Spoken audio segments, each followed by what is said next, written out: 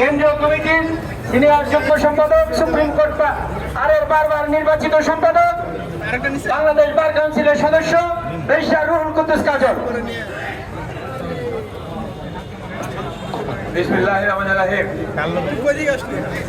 আজকের এই প্রতিবাদ সমাবেশের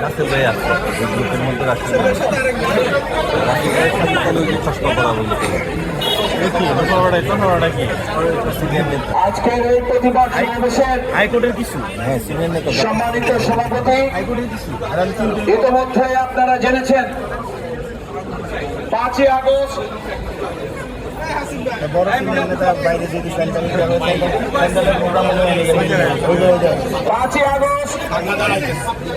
ছাত্র জনতার গণঅভ্যুত্থানের পরে বাংলাদেশে নতুন করে যদি বিনির্মাণের স্বপ্ন শুরু হয়েছে, তার বিরুদ্ধে প্রথম দিন থেকে ষড়যন্ত্র চলছে। আমরা লক্ষ্য করেছি বর্তমানে অন্তর্বর্তী সরকারের মাননীয় উপদেষ্টা, আমার শ্রদ্ধা শিক্ষক, ঢাকা বিশ্ববিদ্যালয় আইন বিভাগের অধ্যাপক, এদেশের মুক্ত চিন্তার অধিকারী মানুষ, বিগত 16 বছর হাসিনা বিরোধী আন্দোলনের দিনে সবসময় উচ্চ কণ্ঠ ছিলেন। আমাদের সেই প্রতিবাদী কণ্ঠস্বর ডক্টর আসিফ নজরুলকে প্রত্যাহার প্রতিরোধ করা হয়েছে সুইজারল্যান্ডের জেনেভায়। তাকে তার ফ্রি মুভমেন্টে বাধা প্রদান করা হয়েছে। তিনি রাষ্ট্রীয় দায়িত্ব পালন করে জয় বাংলা স্লোগানের হাতে হেনস্থার শিকার হয়েছেন। আজকে বাংলাদেশ জাতীয়তাবাদী আইনজীবী ফোরাম কেন্দ্রীয় কমিটির পক্ষ থেকে যারা সবসময় দেশে গণতন্ত্র, আইনের শাসন, মানবাধিকার রক্ষার জন্য সদা সর্বদা সোচ্চার ছিল, হাসিনা বিরোধী আন্দোলনের রাজপথে থেকে সবসময় এই বিগত সরকারের দমন নিপীড়নের বিরুদ্ধে সোচ্চার ছিল, আজও আমরা তাদের প্রত্যেকের সংঘটিত ঘটনার বিরুদ্ধে একইভাবে রাজপথ থেকে প্রতিবাদ জানাচ্ছি।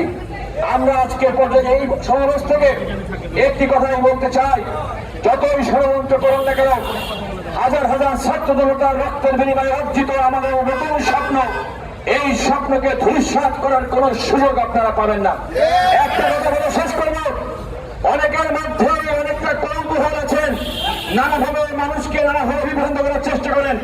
আমি বলতে চাই, রাজনৈতিক ভাবে নয়, ওই প্রেতাত্মা এবং তাদের দোষরদেরকে যে কোনো পর্যায়ে তাদেরকে অবশ্যই আমাদেরকে বয়কট করতে হবে, সামাজিক ভাবে, রাজনৈতিক ভাবে, দেশগত ভাবে। আপনাদের সবাইকে অসংখ্য ধন্যবাদ।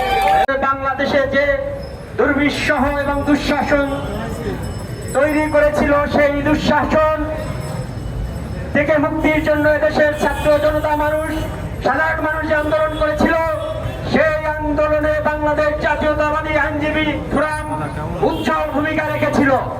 দেশের প্রতিটি জেলায় জাতীয়তাবাদী আইনজীবী ফোরাম এই স্বৈরাচারের বিরুদ্ধে উচ্চকিত কণ্ঠ ছিল এবং সারা বাংলাদেশের আইনজীবীদেরকে সংগঠিত করে এই স্বৈর শাসনের, দুঃশাসনের হাত থেকে মুক্ত করার জন্য বাংলাদেশ জাতীয়তাবাদী আইনজীবী ফোরামে যে বরিষ্ঠ নেতৃত্ব ছিল, সেই নেতৃত্বের অগ্রভাগে ছিলেন বাংলাদেশ জাতীয়তাবাদী দল বিএনপির আইন বিষয়ক সম্পাদক, বাংলাদেশ জাতীয়তাবাদী আইনজীবী ফোরাম কেন্দ্রীয় কমিটির সম্মানিত মহাসচিব ব্যারিস্টার কায়সার কামাল।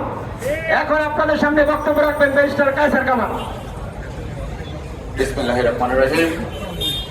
আজকের এই বিক্ষোভ সভার সম্মানিত সভাপতি এবং উপস্থিত আইনজীবী ভাই বোনেরা, অনেকদিন পরে আজকে আমরা এখানে দাঁড়িয়েছি, তাই না?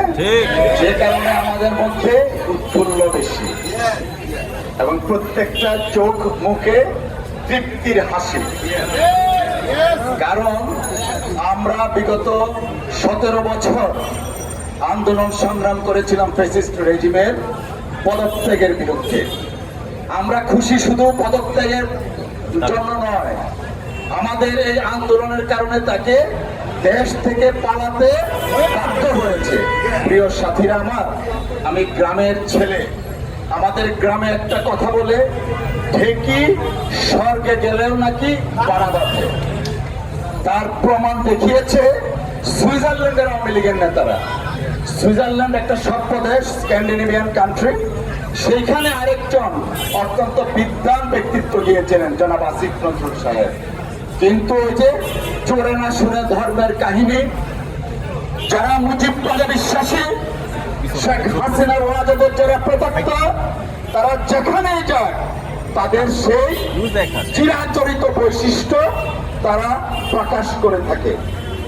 1958 সনে সংসদের তৎকালীন ডেপুটি স্পিকার শাহেদ আলীকে হত্যা করেছিল এই আওয়ামী লীগ। তারপরের ইতিহাস সকলেই আমরা জানি।